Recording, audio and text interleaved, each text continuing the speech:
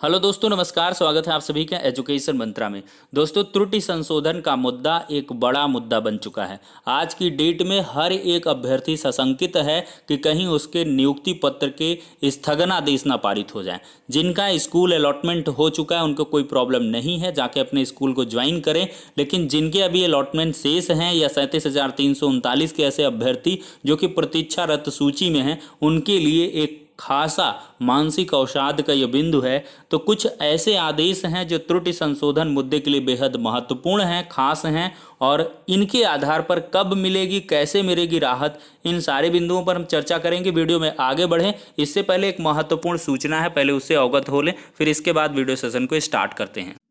दोस्तों, अगर TET, CTET और एचटेट की आप प्रिपरेशन करना चाहते हैं तो Unacademy India's largest learning platform लाया है अनअकैडमी प्लस कोर्स।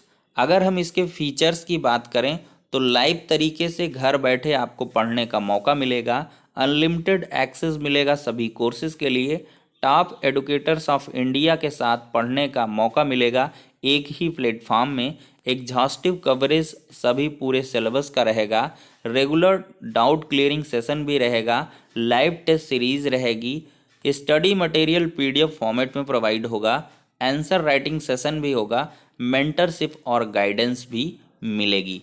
अनअकैडमी अगर एम सीटेट 2021 की हम बात करें तो complete batch course for CTET paper 2 ये स्टार्ट हो रहा है 2 नवंबर से। तो सभी बैचेस के लिए एक ही सब्सक्रिप्शन काफ़ी रहने वाला है। वहीं पर अगर CTET paper 1 foundation batch course for 2021 की बात करें तो ये स्टार्ट हो चुका है 26 अक्टूबर से। सभी बैचेस के लिए एक ही सब्सक्रिप्शन काफ़ी है। अगर हम वहीं पर बात कर लें revision batch course on HTET की तो ये 24 अक्टूबर 2020 से स्टार्ट हो चुका है। सभी बैचेस के लिए एक ही सब्सक्रिप्शन काफ़ी है। एनरोल करें आज ही अनअकैडमी प्लस कोर्स के साथ। अगर हम बात करें टीचर एलिजिबिलिटी टेस्ट सब्सक्रिप्शन के बारे में तो यहाँ पर 1 मंथ, 3 मंथ, 6 मंथ और 12 मंथ के आपको सब्सक्रिप्शन मिलते हैं और इनकी प्राइसेस यहाँ पर दे दी गई हैं।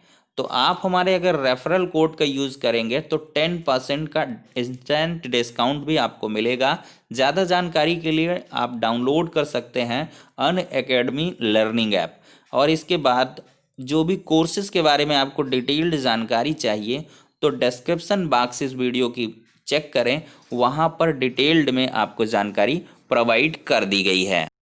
तो दोस्तों, हम त्रुटि संशोधन के कुछ महत्वपूर्ण आदेश के अब बारे में बात करने वाले हैं। देखिए, जो आदेश हैं पिछली 68,500 शिक्षक भर्ती से संबंधित हैं, सचिव बेसिक शिक्षा परिषद प्रयागराज की तरफ से जारी किए गए हैं। और ये आदेश ऐसे सहज, सौम्य, सरल तरीके से नहीं आए हैं। पिछली 68,500 शिक्षक भर्ती में भी एक बृहद पैमाने पर अभ्यर्थियों ने अपनी आवाज़ को बुलंद किया था और आखिरकार आपको अवगत करा दे कि सचिव साहब ने खुद स्पष्ट दिशा निर्देश जारी किए थे। सबसे पहले मामूली मिस्टेक जो यानी कि छोटी मोटी त्रुटि हैं उनके आधार पर जिनके नियुक्ति पत्र रोके गए थे उनको निर्गत करने के आदेश पारित हुए। और इसके बाद से ऐसे अभ्यर्थी जिनके प्राप्तांक पूर्णांक में विसंगतियां थी तो उनके भी आदेश निर्गत हुए हैं। तो सबसे पहले हम आदेशों को दिखा देते हैं। यहाँ पर देख लीजिए दोस्तों, सचिव उत्तर प्रदेश बेसिक शिक्षा परिषद इलाहाबाद की तरफ से समस्त जिला बेसिक शिक्षा अधिकारियों को 27/8/2018 यानी कि लगभग 2 साल पहले का ये आदेश है। इसमें साफ साफ देखिए, उक्त ऑनलाइन आवेदन प्रक्रिया के अंतर्गत सहायक अध्यापकों की लिखित परीक्षा हेतु भरे गए ऑनलाइन आवेदन पत्र के 15 बिंदुओं अभ्यर्थियों के ऑनलाइन आवेदन पत्र पूर्ण करने में, मतलब यहाँ से मैं चलता हूँ, त्रुटिवश उनके पिता के नाम, अनुक्रमांक, अंकपत्र क्रमांक इत्यादि में त्रुटियां हो गई थी जिनमें संशोधन करने पर विचार कर लिया जाए। तो इसके संबंध में, उक्त के संबंध में सम्यक विचारोपरांत यह निर्णय लिया गया है। चूँकि अभ्यर्थियों को प्रति संचालित ऑनलाइन आवेदन प्रक्रिया में संशोधन का अवसर नहीं प्रदान किया गया था, ऐसी स्थिति में अभ्यर्थियों के ऐसी त्रुटियां जिनसे अभ्यर्थियों की चयन प्रक्रिया प्रभावित नहीं होती है का निवारण जनपदीय चयन समिति के माध्यम से करा लिया जाएगा।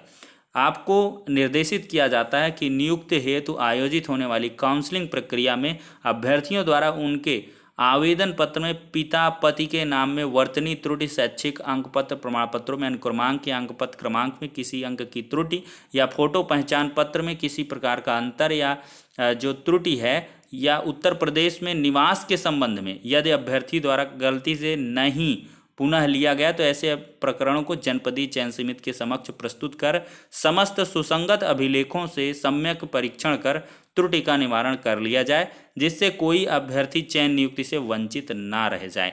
ऐसे समस्त प्रकरणों के संबंध में जनपदीय चयन समिति की कार्रवाई एक पृथक पंजिका में दर्ज कर ली जाए।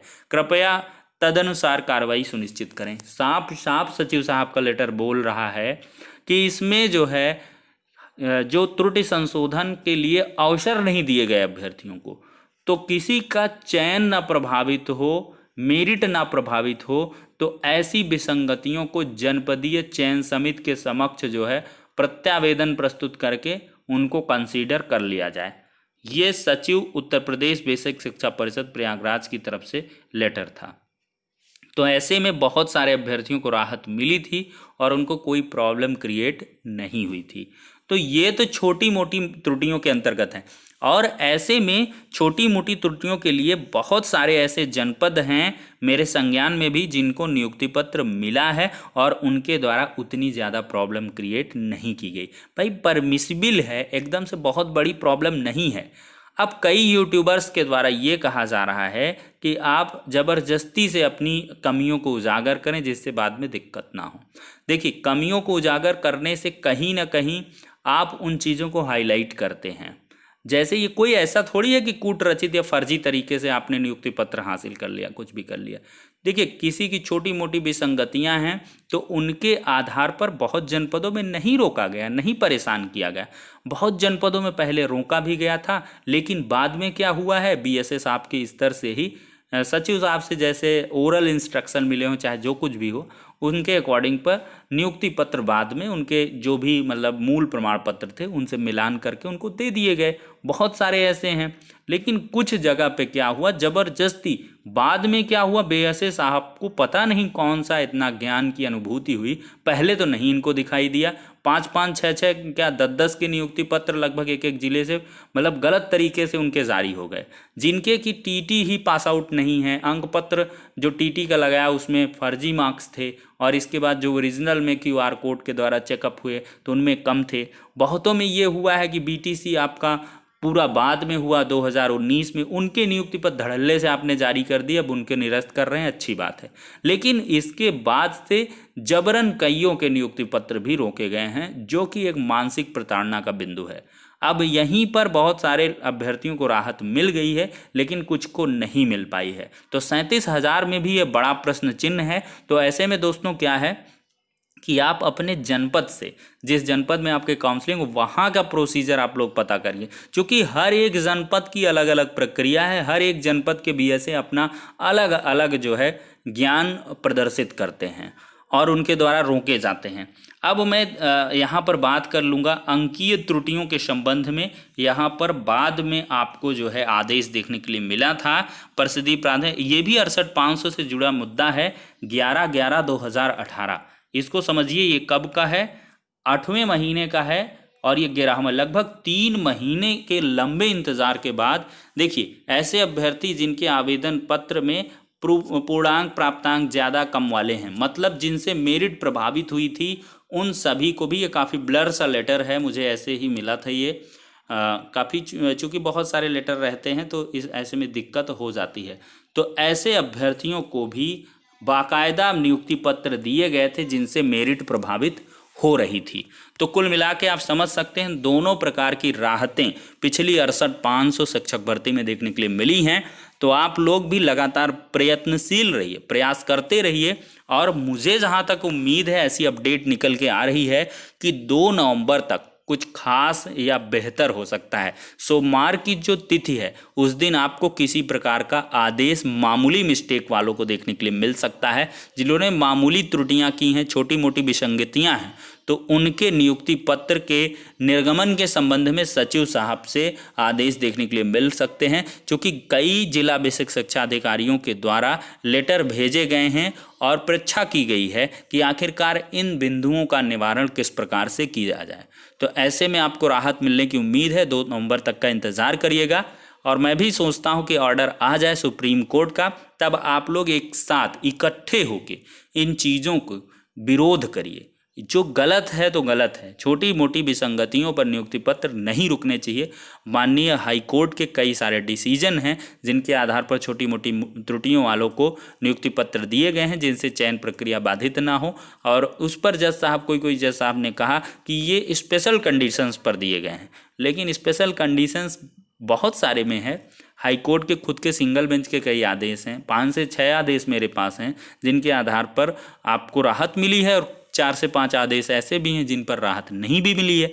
तो इस प्रकार में शासन को पूरी तरीके से संज्ञान लेना चाहिए और उनको पूरी कार्रवाई करनी चाहिए कि किस आधार पर भाई किसी को चयन से वंचित ना करिए। अगर उसके मतलब डॉक्यूमेंट्स जेन्युइन हैं, अगर उसके डॉक्यूमेंट्स सही हैं, तो छोटी सी त्रुटि आप उसको सुधार के लिए मौका भी नहीं दिए और इसके बाद अगर उसके नियुक्ति पत्र को रोकते हैं, चयन से वंचित रहते हैं, कितना बड़ा एक उस अभ्यर्थी के साथ कुठाराघात है। तो ऐसे में पूरा सपोर्ट करना होगा, आगे बढ़ के आना होगा, हर एक अभ्यर्थी को एकजुट रहने होगा और इसके बाद वीडियो को लाइक एंड शेयर करना होगा, जिससे कि ये वीडियो ज़्यादा से ज़्यादा लोगों तक पहुँचे और इस वीडियो की गहराई तक जाके लोग प्रेरित भी हो सकें, मोटिवेटेड हो सकें और ऐसी स्थितियों के लिए खुद को तैयार भी रख सकें। तो फिलहाल के लिए इतना ही, नेक्स्ट वीडियो में मिलते हैं।